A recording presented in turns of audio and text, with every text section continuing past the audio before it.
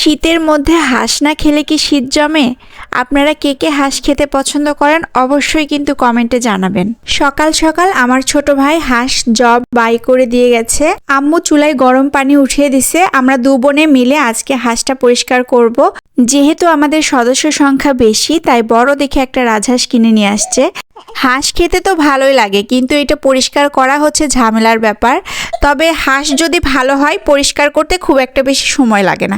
মাশাআল্লাহ, যাই হোক হাঁসটা কিন্তু আমাদের ভালোই কিনছে, তো সেজন্য খুব একটা বেশি খাটনি করতে হয়নি। আমরা দু বোনে মিলে বেশ সুন্দর করে হাঁসটা পরিষ্কার করে ফেলেছি।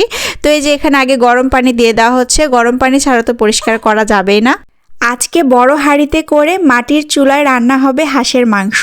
তো আগে হাঁসটা পরিষ্কার করি, দেখা যাক কতদূর কি হয়। তো আমরা দু বোনে মিলে আগে এখানে বসে পড়েছি। আম্মু তো পানি গরম করে দিয়েছে। তো আম্মু এখানে একটু পানিটা, যেহেতু বড় হাঁস, একটু বড় পাতিলেই হচ্ছে হাঁসটাকে ভেজাতে হবে, তা না হলে হাঁসের পুরো গায়ে হচ্ছে পানিটা লাগতেছিল না।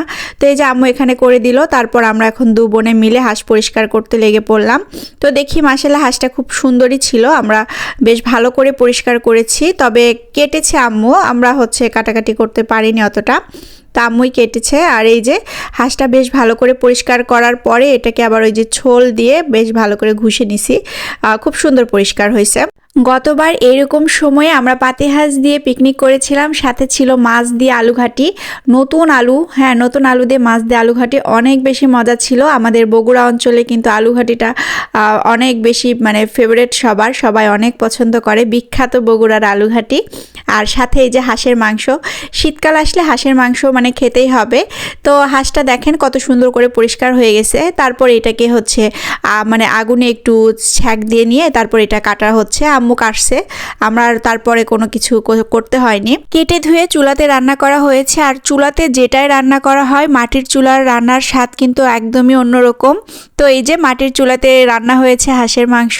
হাঁসের মাংসের যতই মাংস থাক সেখান থেকে খুঁজে খুঁজে হাড্ডি চাবাতে কিন্তু সবচেয়ে বেশি মজা লাগে। তো এই যে হাঁড়ি ঘেটে ঘুটে এখন মাংস উঠে নেওয়া হচ্ছে, আর গরম ভাতের সাথে এটা খাওয়া হবে। ভাত দিয়ে হাঁসের মাংসটা বেশি মজা। এছাড়া চালের আটার রুটি দিয়ে হাঁসের মাংস খেতেও কিন্তু বেশ মজা লাগে।